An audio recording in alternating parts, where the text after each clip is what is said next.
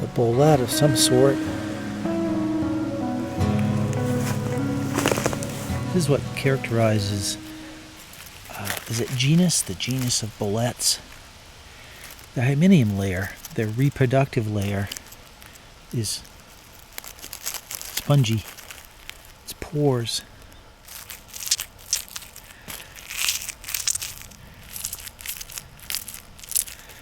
See, it's really mushy.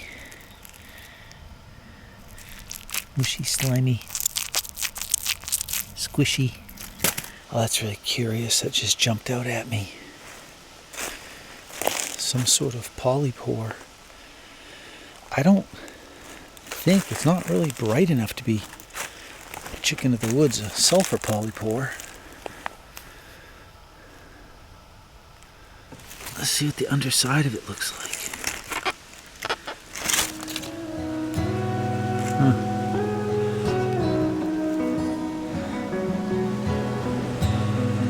I don't know.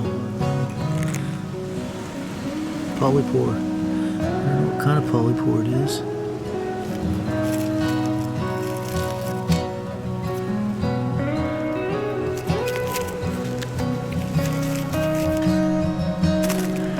And that right there almost looks like a honey cap.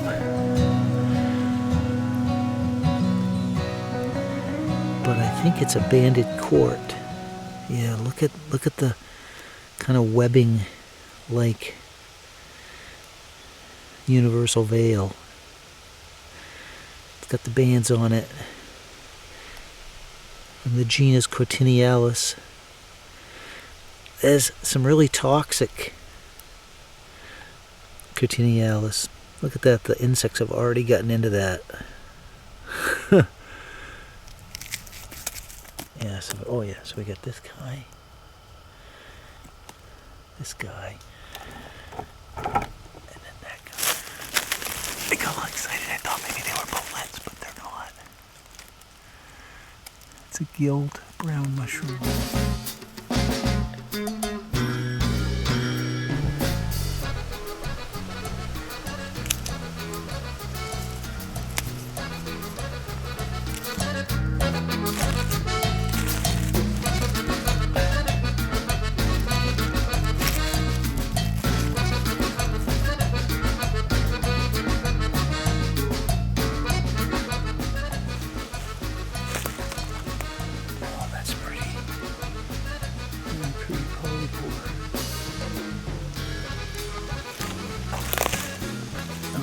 That right there is, look at that. Oh, that's a mushroom. That's a mushroom that's completely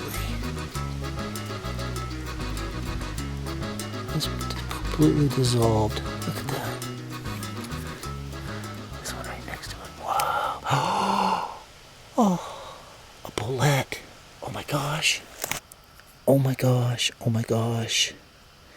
This might be an edible bolete. It's either an edible bolete or it's a bitter bolete. As far as I know, all the boletes that have this superficial appearance, look like this, that don't have a bluing reaction,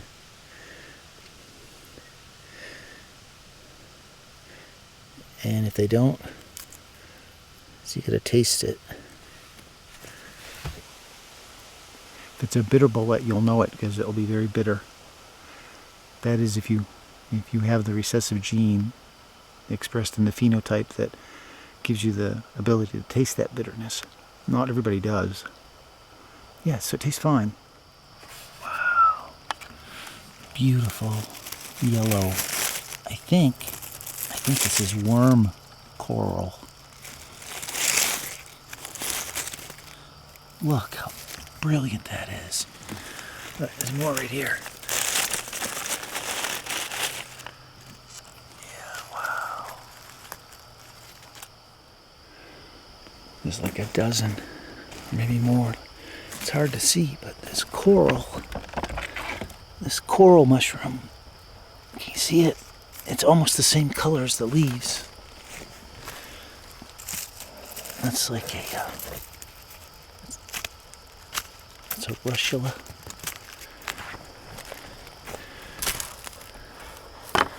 That's probably a red russula.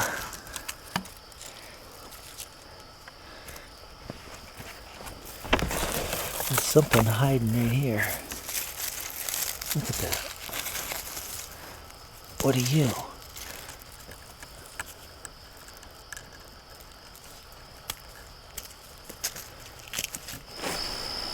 I don't even think there's any mushrooms that you can poison yourself by if you just taste them. I think you have to ingest them to get enough of a dose. I wouldn't recommend going around tasting random mushrooms that you think are poisonous, but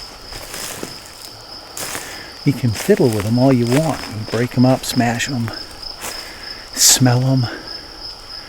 You're not going to get toxified by smelling them.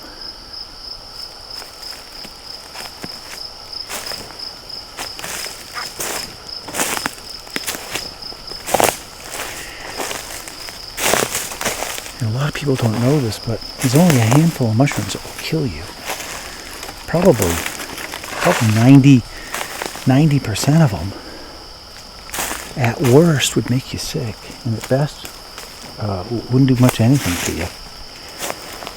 And probably, I don't know, I'm just guessing, 10% of the overall bulk of them are what are considered choice edibles. In other words, they're large enough, they're tasty enough, they don't turn to mush when you cook them, that sort of thing.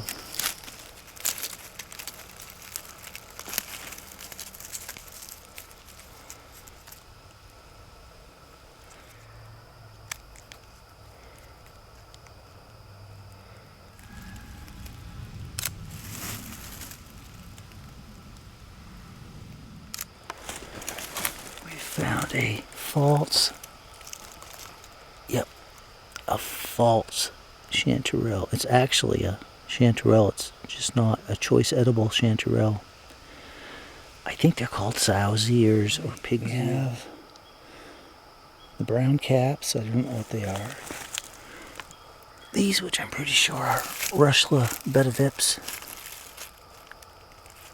Listen. Flush coming in of coral. That's really interesting right there.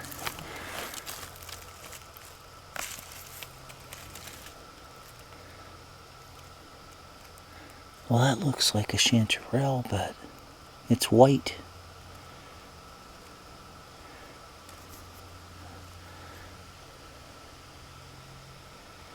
It's really interesting. Look like milk mushrooms. There's one there. There's a really pretty one right here. Let's check it and see if the gills will bleed for us.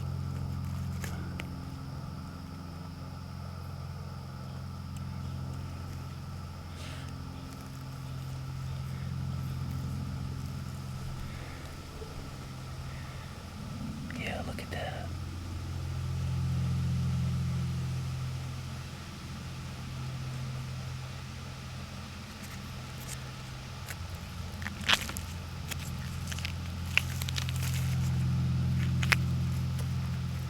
That's cool. I wonder if that's a bolete. I think it was a bolete. Yeah, some kind of sponge mushroom before the slugs devoured the hymidium layer. Look what we just found. There's more over there. Do you see them? Chanterelle cinnabar, I believe.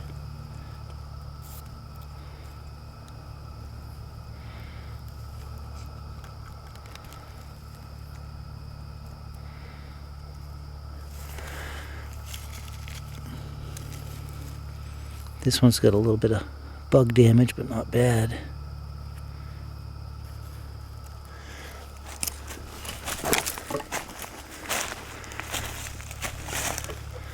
This is kind of late in the year for this type of chanterelle. You generally see these into June.